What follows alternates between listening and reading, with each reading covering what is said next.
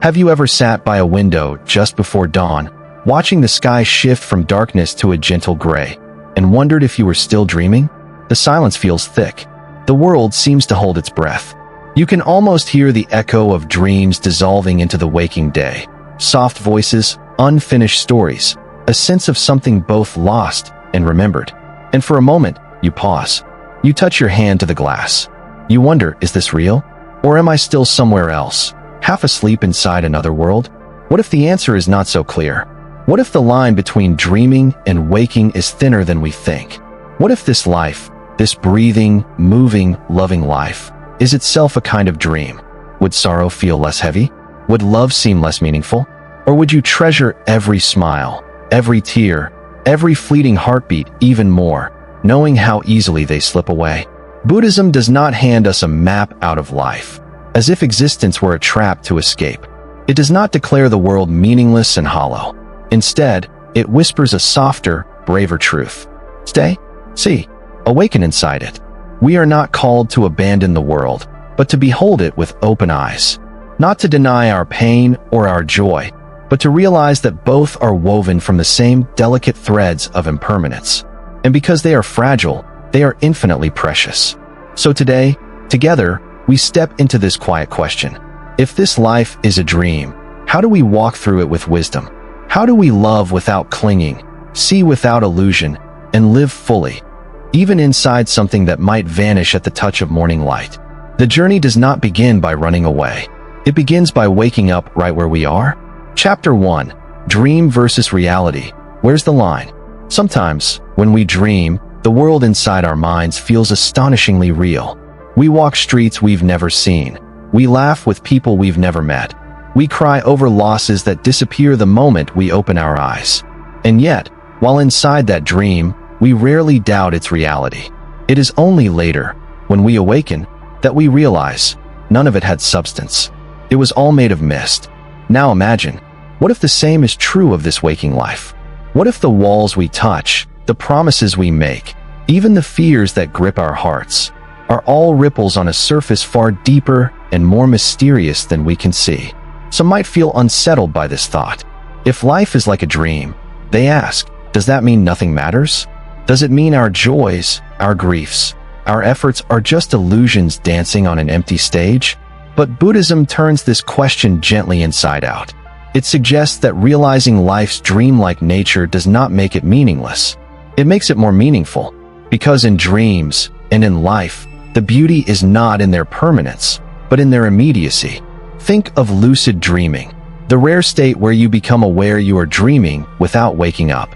In that moment of clarity, you don't stop living inside the dream.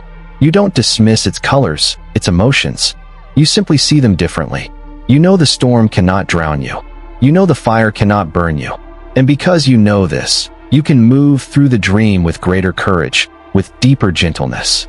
Similarly, when we glimpse the illusory, changing nature of this life, it frees us. Not from living, but from clinging. We no longer grab desperately at things bound to slip through our fingers. We no longer push away experiences simply because they hurt. We move within life as a lucid dreamer moves within their vision, clear-eyed, steady-hearted. The Buddha captured this truth with simple but profound words. With our thoughts, we make the world. It is not merely a poetic idea, it is an instruction. How we perceive, how we react, creates our reality more than any external event could. The anger you carry turns the world sharp and hostile. The kindness you nurture makes it tender and alive. It is not the world itself that imprisons or frees you. It is your vision. And so Buddhism invites us. Do not take the dream so seriously that you drown in it. And do not dismiss it so quickly that you miss its hidden blessings. Some modern thinkers have asked unsettling questions. What if this world is not only a dream, but someone else's? What if we are trapped in another mind's imagination? Or worse, what if we are living inside a vast simulation, a digital mirage spun by forces we cannot see? Buddhism does not deny the mystery of such ideas, but it reminds us, whether life is a dream, a simulation, or something beyond naming, our suffering feels real, and our chance to wake up remains exactly the same. You don't need to know the architecture of the dream to move wisely within it. You don't need to map the illusions before you can touch the truth. Whether you are asleep or awake, kindness still matters. Awareness still matters. Wisdom still matters. So the question is not, is this life real or fake? The real question is, how clearly are we seeing it? How compassionately are we living within it? If you find yourself lost in a forest, it matters less whether the forest is real or imagined. It matters whether you walk carefully, whether you listen to the wind, whether you move with respect for the ground beneath your feet. And so too in life. It matters not whether the world is a dream. It matters how you love in the midst of uncertainty, how you speak in the midst of change, how you awaken, even while the dream continues all around you. Because when you see with clarity, when you love without conditions, when you act with wisdom, even a dream becomes a sacred place. Chapter 2. Living in the dream, doubt or carelessness. When people first hear the idea that life might be a dream, two very different reactions often arise. Some feel a deep wonder, a softening of their grip on old fears, a sense of awe at the fragile, luminous quality of everything they once thought solid. Others, however, feel doubt creeping into their bones, a sense of detachment, a temptation to stop caring altogether. If none of this is real, they ask, why should anything matter? It's a natural reaction, but also a dangerous misunderstanding. The Buddha never taught that awakening meant turning away from life. He never urged us to abandon love, effort, or compassion. He called us to wake up within the world, not to walk away from it. To realize life is dreamlike is not to fall into despair or cynicism. It is to learn how to move within the dream with both wisdom and tenderness. Imagine walking through a thick, rolling fog. You cannot see the path ahead clearly. The outlines of trees and stones are blurred.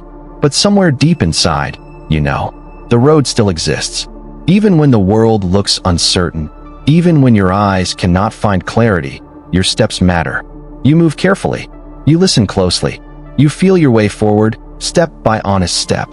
This is wakefulness, not doubt, not recklessness, but attentive courage. On the other hand, some fall into a different trap. They hear, life is a dream, and use it as permission for carelessness. They declare, if nothing lasts, then nothing matters. And so they drift, indifferent and unrooted. But this is not freedom. It is blindness wearing the mask of wisdom. It is like a child playing a game and shouting, it's just pretend, so I can hurt others if I want. True wakefulness does not lead to numbness. It deepens feeling. It sharpens kindness. It awakens a fierce, steady care for the fleeting beauty of life. The Buddha warned against falling into the trap of nihilism. He knew that when people see life as meaningless, they can become careless, even cruel. But true wisdom is never cold. It is tender. It sees the impermanence of all things and loves them even more because of it. The Diamond Sutra, one of Buddhism's most luminous teachings, offers this paradoxical wisdom. Practice kindness as if the world is real, while knowing it will not last. This is not a call to despair. It is a call to unselfish love. Picture a father cradling his sleeping child. He knows that childhood will pass, that the child will grow and change, and one day walk alone. And because he knows this, he holds the child even more gently. That is how we are asked to live. Not grasping tightly in fear, not tossing away life in boredom, but holding it lightly, with full heart and open hands. Sometimes, those who talk most about life being a dream are the ones who have quietly stopped feeling. They use big words. They speak of emptiness, illusion, and detachment. But inside, they have armored their hearts.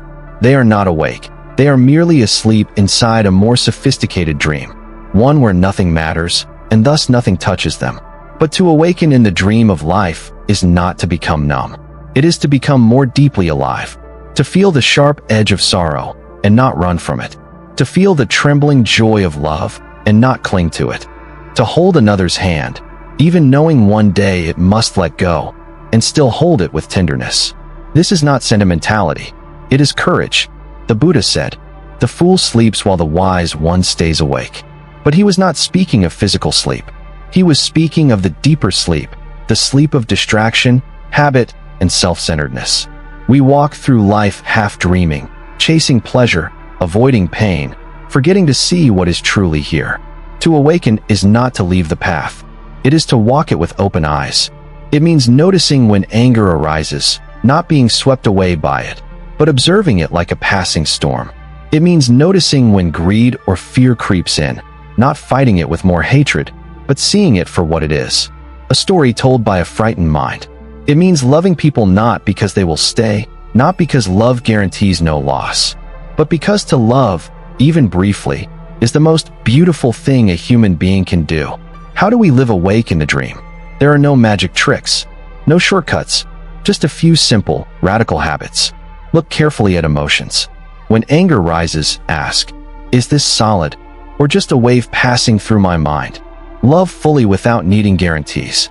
Even if life is short, even if everything passes, another's joy and sorrow still deserve your tenderness. Act kindly without clinging to identity. Help others not to be seen as good, but because kindness itself is a form of awakening. There is an old Buddhist image, a lotus flower blooming from the mud. It does not argue with the mud. It does not curse the water. It simply grows, gracefully, patiently, quietly, and in its blooming, it reveals that beauty was always possible, even in the darkest places. So too with us. We are not asked to deny the mud of existence. We are asked to rise through it, awake, clear, and tender-hearted.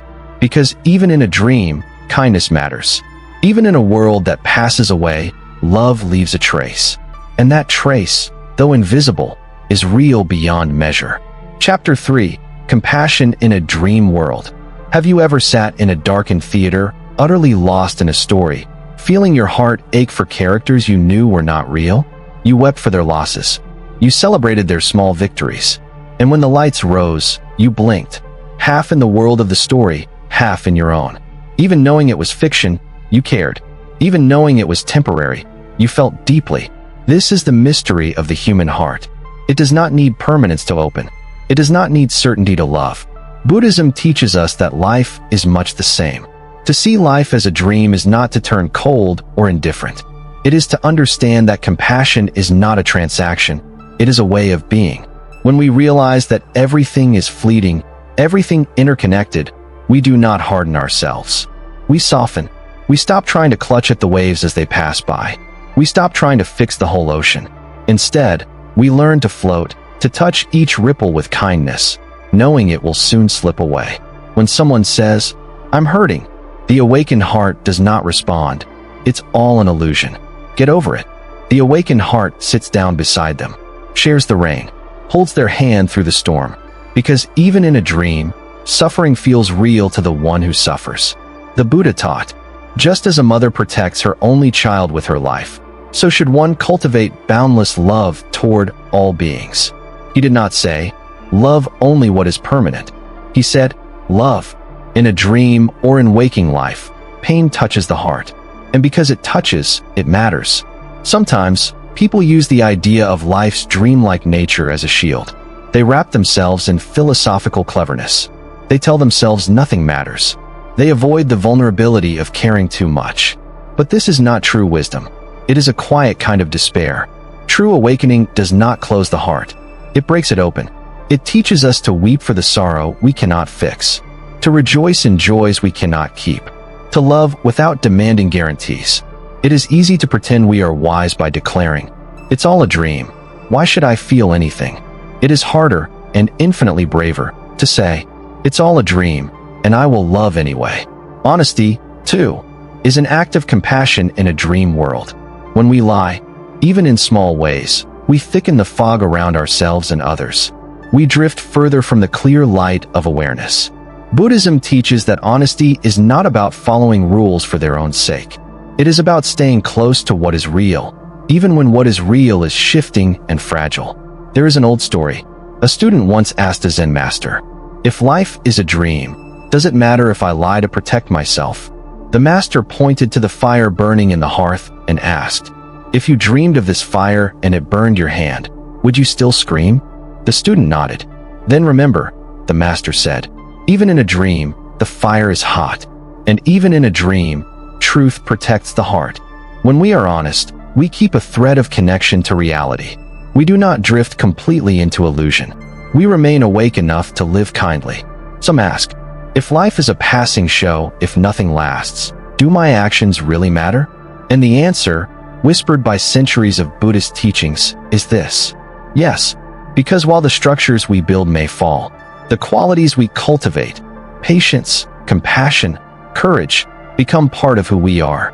Even if the sandcastle washes away, the hands that shaped it learn skill. The heart that loved its making becomes richer. Think of someone who builds a beautiful city inside a video game. The bricks are not real. The towers will disappear. But the attention, the creativity, the patience, that is real. That shapes the person behind the screen. In the same way, when we act kindly, when we live attentively, we are not decorating a fantasy. We are shaping the inner architecture of our being. We are growing something that transcends the passing dream. Buddhism does not deny impermanence. It embraces it and asks us to meet it with open arms. There is a deep, secret beauty in knowing that nothing lasts. It means every act of kindness becomes infinitely precious. It means every soft word, every gentle smile, every hand offered in help, shines like a lantern in the dark, brief, beautiful, unforgettable. Even if the tides of life wash away all our efforts, the light we share while we are here matters. Not because it will last forever, but because it lights the way for others, even if only for a few steps. In the end, compassion is not about fixing the world. It is about being present within it, tender, awake, unafraid to feel. It is about holding another's hand while the dream shifts around us, not promising forever, but promising presence. And perhaps, in a world where nothing is guaranteed, that is the most sacred promise we can make. To say, I see you, I hear you, I walk beside you, even if only for a while. Because in the end, even a fleeting kindness can echo across lifetimes. Even a dream can carry the weight of love. And that love, however small, however brief, is as real as anything the heart can ever know. Chapter 4. The final answer. What's the point of the dream? When people hear that life might be a dream, many instinctively imagine that awakening must mean escaping it, as if the purpose of wisdom were to slip away into some silent, empty place where nothing can touch us anymore. But Buddhism, again, offers a gentler, deeper vision. Waking up is not about leaving life behind. It is about seeing it, truly seeing it, for the first time. Imagine sitting in a theater, utterly absorbed in a movie. You cry at the heartbreaks. You laugh at the joys. For a while, you forget it's a story. But halfway through, something shifts. You realize, this is just a film. And yet, you don't walk out. You don't stop caring. In fact, something miraculous happens. You feel even more deeply. You appreciate the fragile beauty of every scene, knowing it will pass. You savor every smile, every tear, every quiet moment between characters. You are both inside the story and outside it. Awakening in life is much the same. The emotions still arise. The struggles still come. The dreams, the ambitions, the loves, and the losses, they don't vanish. But something inside you changes. You no longer cling to each scene as if it is all you have. You no longer believe every fear, every craving, every sorrow must define you. You watch. You care. You engage fully. But you are free. The Buddha once said, just as in a dream, one may meet many people and go many places, yet none of it is truly one's own. So it is with this world. But he did not live as a man who had abandoned life. He walked dusty roads. He ate with villagers. He consoled grieving parents. He spoke gently to kings and servants alike. He touched the earth with his bare feet, not as someone trying to escape it, but as someone awake inside it. Awakening is not a rejection of the world. It is a way of inhabiting the world without drowning in it. To live awakened is to move through life as a seasoned traveler moves through a beautiful but temporary city. You admire the architecture. You taste the food. You listen to the music in the air. You fall in love with the colors of the sunset. But you know you cannot stay. You do not waste time clinging to souvenirs. You do not sink into despair because you must leave. Instead, you bow to the beauty. You say thank you for every moment. You walk with presence, with grace.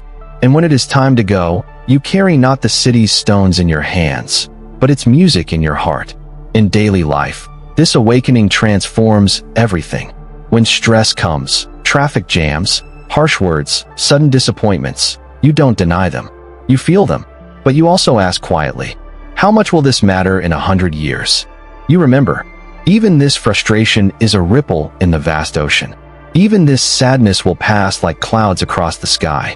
You stop building fortresses around your heart. You stop running from the rain. You stand in the rain, arms open, feeling each drop, without fear.